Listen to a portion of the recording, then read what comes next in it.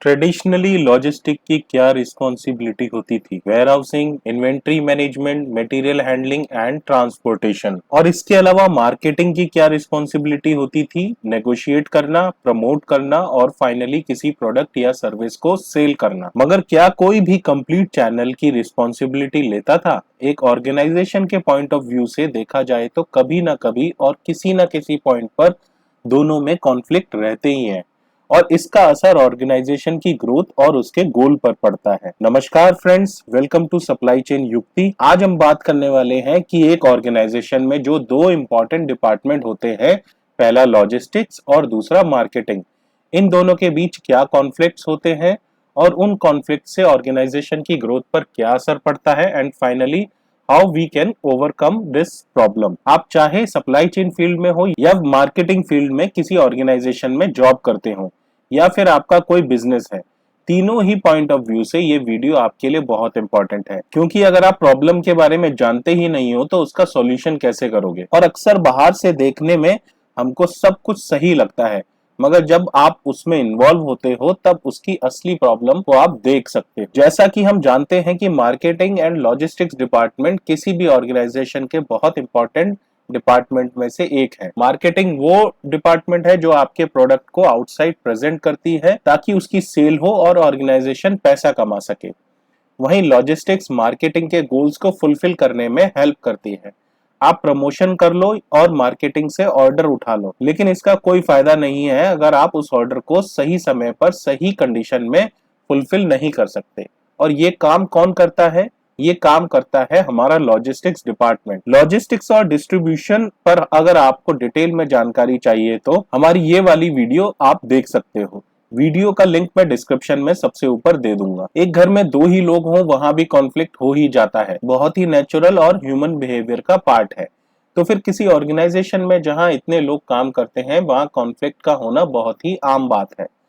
Logistics का main focus costing को लेकर होता है, वहीं मार्केटिंग का मेन फोकस प्रोडक्ट की सेल एट एनी कॉस्ट से रिलेटेड रहता है। ऐसे में दोनों डिपार्टमेंट के बीच कॉन्फ्लिक्ट होना नॉर्मल सी बात है। बट अब ऑर्गेनाइजेशंस इस इम्पोर्टेंस को समझ रही हैं कि कॉन्फ्लिक्ट्स को दूर किया जाना चाहिए और दोनों डिपार्टमेंट्स आपस में एक दूसरे के साथ कोऑपरेट करें और साथ मिलकर चलें। कॉन्फ्लिक्ट तो हो मगर वो कॉन्फ्लिक्ट पॉजिटिव नोट पर हो। साथ ही सीनियर मैनेजमेंट को दोनों की वर्किंग में एक्टिवली पार्टिसिपेट करना होगा। तो चलिए वो कुछ पॉइंट्स को देख लेते हैं जहां दोनों डिपार्टमेंट का कोऑपरेशन इंक्रीज किया जा सकता है और कॉन्फ्लिक्ट्स को डिक्रीज किया जा सकता है। Logistics and product life cycle. देखो, हर प्रोडक्ट की एक लाइफ साइकिल होती है। जब किसी प्रोडक्ट का कोई मॉडल लॉन्च होता है उसको हम इनिशियल स्टेज या बोले तो इंट्रोडक्शन स्टेज बोलते हैं। फिर दूसरी स्टेज होती है ग्रोथ स्टेज, जिसमें उसकी सेल ग्रेजुअली ग्रो करती है। फिर आती है मैच्योरिटी स्टेज, जब वो प्रोडक्ट सेल एंड प्राइस के टर्म्स में अपने पीक पर होता है। एंड फाइनली डिक्लाइन स्टेज, जब वो मॉडल या तो आउटडेटेड हो जाए या फिर उस मॉडल का कोई सुपीरियर वर्जन मार्केट में लॉन्च हो चुका हो। अब इन तीनों स्टेजेस में लॉजिस्टिक्स टीम और मार्केटिंग टीम का एक बहुत ही इंपॉर्टेंट रोल रहता है। इनिशियल स्टेज में कंपनी लॉजिस्टिक्स में भी एक्सपेंसेस की परवाह नहीं करती और प्रमोशन तो एक इम्पॉर्टेंट फैक्टर होता ही है जिससे उस न्यू मॉडल को मार्केट में एक न्यू फेस मिल सके। साथ ही लॉजिस्टिक का रोल ये रहता है कि जो भी ऑर्डर्स मार्केटिंग टीम लेकर आई है उनको जल्द से जल्द सही कंडीशन में सेफली कस्टमर तक डिलीवर किया जाए। जितनी अच्छी उस प्रोडक्ट की प्रमोशन होगी और जितनी तेजी से वो कस्टमर तक पहुंचेगा उतनी ही जल्दी उस न्यू मॉडल की एक्सेप्टेंस मार्केट में इंक्रीज होती जाएगी। अब जैसे जैसे वो न्यू मॉडल अपनी मैच्योरिटी की स्टेज पर पहुंचता है और फिर डिक्लाइन मोड में एंटर करता है, ऑर्गेनाइजेशन क्या चाहती है कि डिलीवरी एक्सपेंसेस और marketing expenses cut to cut रहें। जितना भी एक्सपेंसेस को मिनिमाइज किया जा सकता है उतना किया जाए।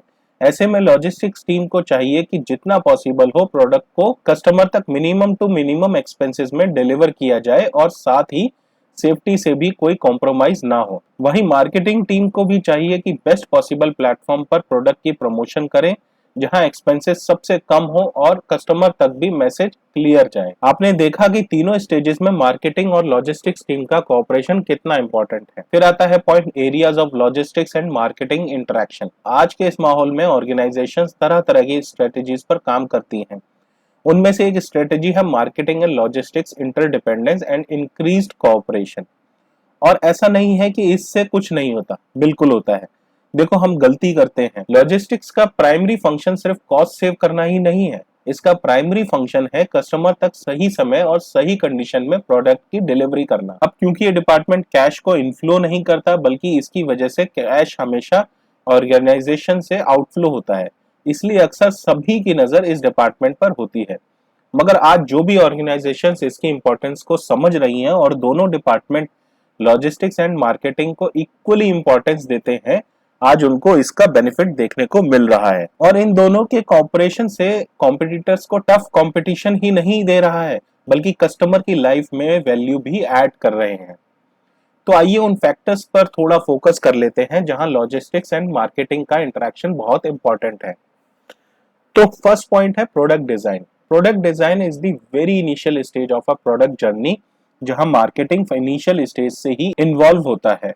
वहीं लॉजिस्टिक्स की एंट्री बहुत लेट होती है, जब गुड्स को स्टोर करके फाइनली उसको कस्टमर तक डिलीवर किया जाना है। मतलब इनका इंटरेक्शन बहुत ही लेट स्टार्ट होता है, मगर इनका इंटरेक्शन इससे भी पहले प्रोडक्ट डिजाइन से ही स्टार्ट हो जाना चाहिए। कई बार ऐसा देखने को मिलता है कि ऑर्गेनाइजेशन ने प्रोडक्ट डिजाइन कर लिया, प्रोड्यूस भी कर लिया, मगर बाद में पता चला कि इसकी वेयरहाउसिंग, हैंडलिंग एंड ट्रांसपोर्टेशन के लिए आपकी लॉजिस्टिक्स टीम कैपेबल ही नहीं है।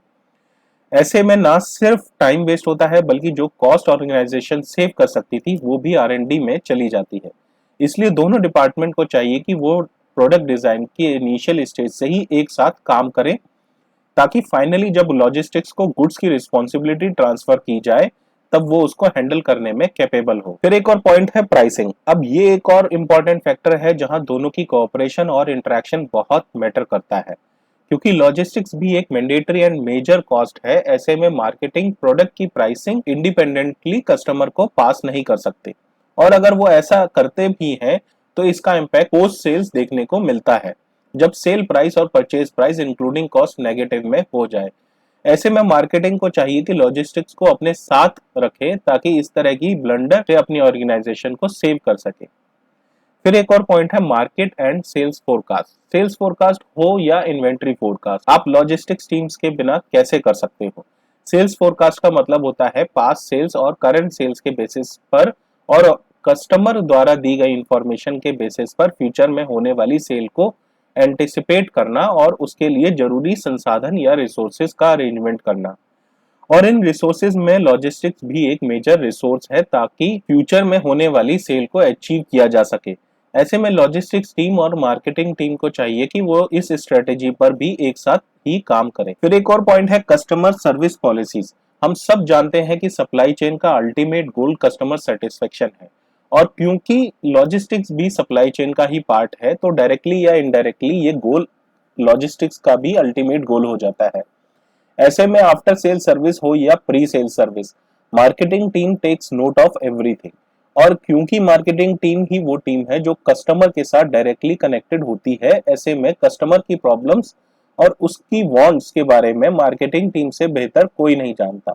मगर उन प्रॉब्लम्स का सॉल्यूशन मार्केटिंग टीम अकेले नहीं कर सकती, इसके लिए उसको सप्लाई चेन के हर एक डिपार्टमेंट से कनेक्टेड रहना ही होता है। और क्योंकि लॉजिस्टिक्स भी सप्लाई चेन का ही पार्ट है, ऐसे में लॉजिस्टिक्स भी एक मेन रोल प्ले करता है उन पॉलिसीज को क्रिएट करने में जो कस्टमर सेटिस्फेक्शन का रोड मैप रेडी करती है। Next point is number and location of where houses.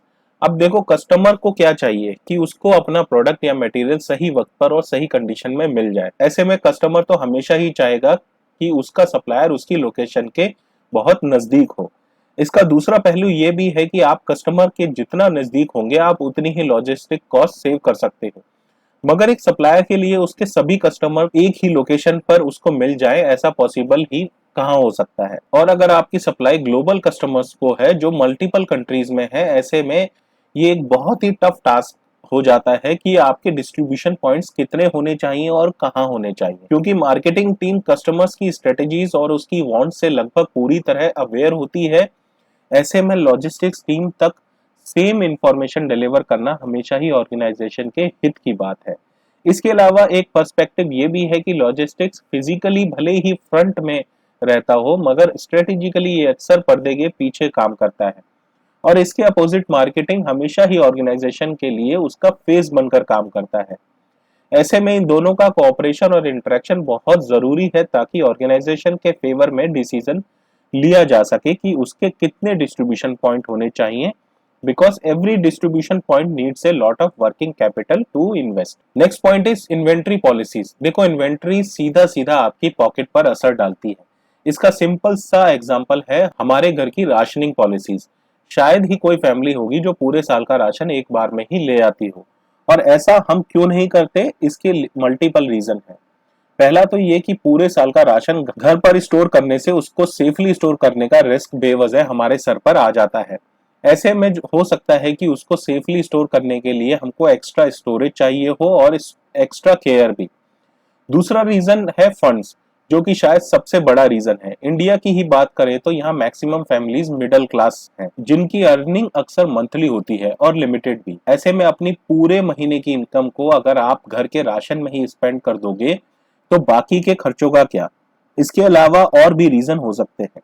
Similarly एक ऑर्गेनाइजेशन के लिए भी ये एक साइंस से कम नहीं है कि उसको एट ए टाइम कितनी इन्वेंट्री कैरी करके रखनी चाहिए। आप डिमांड को हमेशा नहीं पकड़ सकते। ऐसे में कभी ना कभी या किसी ना किसी पॉइंट पर आपकी इन्वेंट्री हो सकता है कि बहुत इंक्रीज हो जाए या फिर शॉर्ट पड़ जाए। मार्केटिंग टीम और लॉजिस्टिक्स टीम वो टीम है जो कस्टमर के साथ डायरेक्टली या इनडायरेक्टली टच में रहती ही है। ऐसे में प्रोडक्ट वाइज, मॉडल वाइज और कस्टमर वाइज इन्वेंट्री करने के लिए दोनों टीम्स के इंटरेक्शन के बिना करेक्ट इन्वेंट्री तो बस एक ड्रीम ही हो सकता है।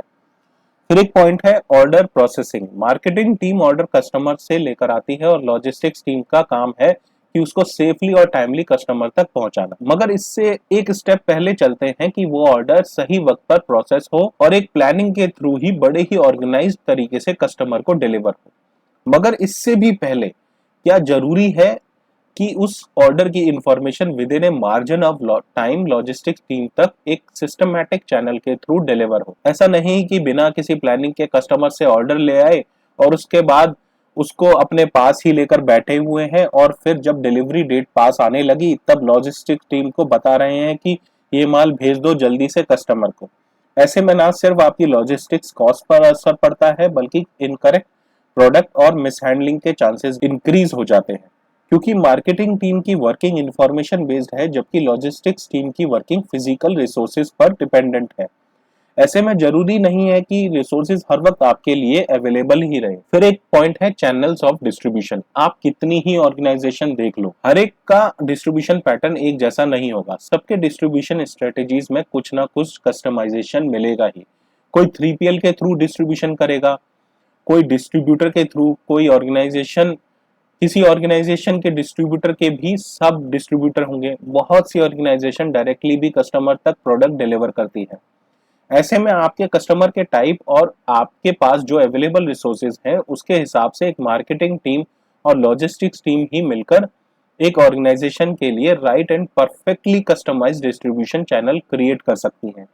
आपके पास ये जो 15 रुपए की कोल्ड ड्रिंक की बोतल पहुंचती है, आपको क्या लगता है कि डायरेक्ट मैन्युफैक्चरर आपके रिटेल शॉपकीपर तक ये डायरेक्ट डिलीवर करके गया होगा? ऐसे में तो हो गया उसका काम। उसके अंडर स्टेट लेवल पर एक डिस्ट्रीब्यूटर हो सकता है, फिर जोन वाइज सब डिस्ट्रीब्यूटर और फिर सबसे लास्ट में आता है रिटेलर।